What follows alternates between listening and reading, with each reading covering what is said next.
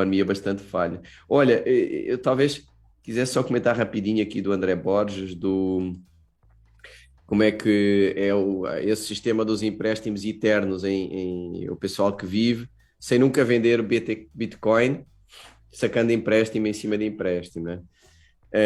Só explicar muito por alto. Primeiro, há uma vantagem para quem tem tudo bonitinho, declarado, há uma vantagem importante que é se você não vender, não tem mais valia. Então, se você precisa, sei lá, de comprar uma moto e em vez de vender Bitcoin, ter uma mais-valia, ter que pagar imposto, se você for sacar um empréstimo e der o seu Bitcoin como colateral, como não vendeu, não incide nada, né? Portanto, tem uma vantagem fiscal aí direta. Como é que você pode viver de empréstimos a vida Lucro, toda? em português do Brasil. Lucro, É, mais valia. Mais exato, valia. desculpa. É, também mais Como é valia. que você pode viver? Tem que ter um prazo suficientemente longo, não pode ser de um dia para o outro, né? Para, para Bitcoin ter a sua tendência natural de subida, né? Faz parte, essa do empréstimo interno, ela assume isso como premissa. Então, o que é que acontece?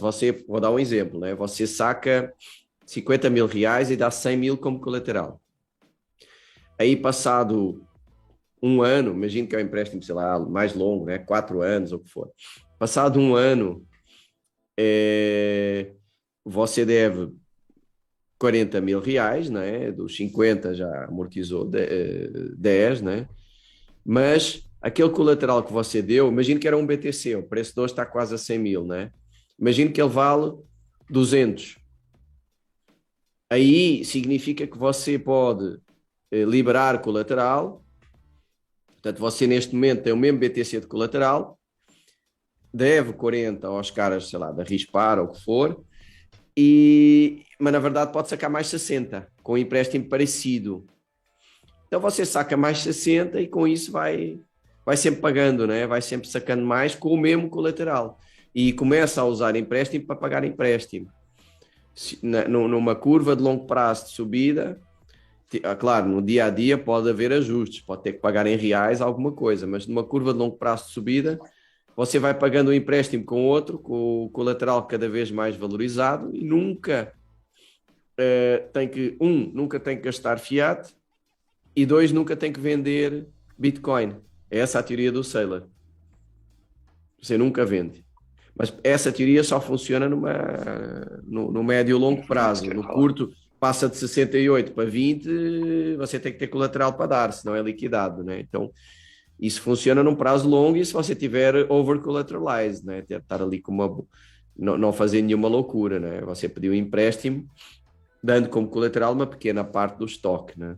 Para poder acompanhar, fazer o margin call, se for preciso, esperar, né? É isso. É essa a técnica. Fora o risco de custódia, óbvio. Você sempre está Exato. com. O Bitcoin não está com você, você sempre está com o risco da Viu-se agora empresa com a quebrar do BlockFi, outro né? lado e você fica na mão. A BlockFi Não quebrou. tremeu. Não quebrou, A né? FTX segurou, né? Foram comprados pela É, FTX. mas deu ali uma tremida e tal, enfim, dá um receiozinho, né? E agora, se você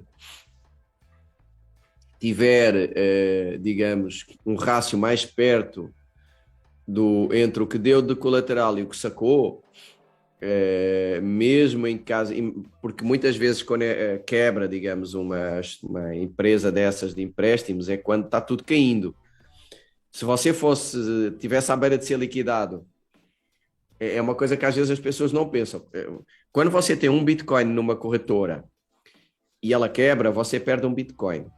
Quando você tem um Bitcoin de colateral porque sacou 100 mil reais quando ele valia 200 e ele caiu para 100 e você está à beira de ser liquidado, você tem os 100 mil reais no bolso, atenção. A perda é muito menor no empréstimo do que numa corretora. Na corretora é total. No empréstimo é a diferença entre o colateral e o que você sacou, né? Você não fica no 0 a 0 não fica zerado como na corretora, né? Na corretora perde tudo. Aqui perde só a diferença que pode ser zero. Verdade, é verdade. Pode ser zero. Tem uma contrapartida. Bom, mas você está pagando juros também por isso, né? Sim, sim. Pronto, mas é muito melhor, né? É muito melhor. Você tem que pegar esses 100 mil que tem no bolso, se não gastou na moto ou não sei o quê, né? Se ficou lá por alguma razão, você compra outra vez o Bitcoin, não perdeu nada praticamente, né? Então é incomparável o grau de risco. Mas sim, tem o risco de custódia sempre, não tem como.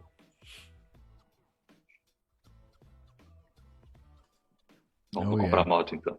É interessante, né? Vendo desse lado, se tá no bull market, os caras estão ganhando porque tem novos depositantes, e se tá no bear, o cliente não tá tão infeliz porque se caiu É, mais da metade, ele pode, na teoria, recomprar com o dinheiro exato, com o valor que emprestado. sacou. É, É uma coisa que muita gente não pensa, né? Que na verdade, do ponto de vista económico, se ele for liquidado, ele está no 0 a 0. Não perdeu nem ganhou.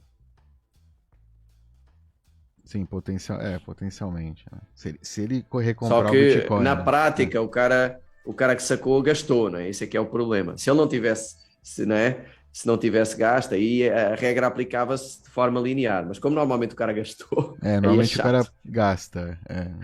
Ele Mas teria pronto, tem a que. moto, perdeu o BTC, mas tem a moto. Se ele perder o BTC e tiver na corretora, não tem nada, né? Perde tudo mesmo. Pronto, ali ao menos tem a moto. Vende a moto e compra outra vez, sei lá. Por exemplo, Ou carro, o que for. liquida e É recompra. diferente, apesar de tudo é diferente, é menos ruim. Sim, sim, sim. Interessante. Interessante. Então é um bom negócio, né? Pensando assim, é um negócio que é difícil de falhar. Por isso talvez a FTX tenha visto a oportunidade aí de, né? Os clientes vão E seguir, vão comprou seguir baratinho, hein? pagando, né? Que nem a vaquinha, né? Como é que chama? A vaquinha pagando.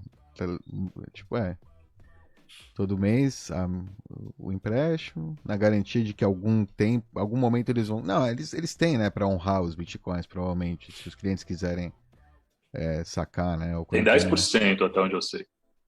Não, mas a FTX, tipo, Não, não, não. Tô falando da cobre, né? BlockFi. A É, FTX agora deve ter. Deve ter. por isso, pode cobrir, né, por ele, digamos, se quiser, sei lá, né, engolir esse negócio. Não sei. Eu sei qual é. Mas enfim, mas realmente no bull market é um negócio que como é que chama? Que é rentável, né? Que é difícil falhar num bull market. Ele falha e quando ele. Enfim. Enfim. Enfim. É isso aí. Enfim, é estranho quando Finanças todo mundo ganha. Fiat. Fiat no Bitcoin. Ainda é possível, né? Um pouco desse tipo de. Enquanto tiver essa interação. Ainda não mudou, né, o sistema financeiro. As finanças ainda são finanças Fiat emuladas aí com Bitcoin.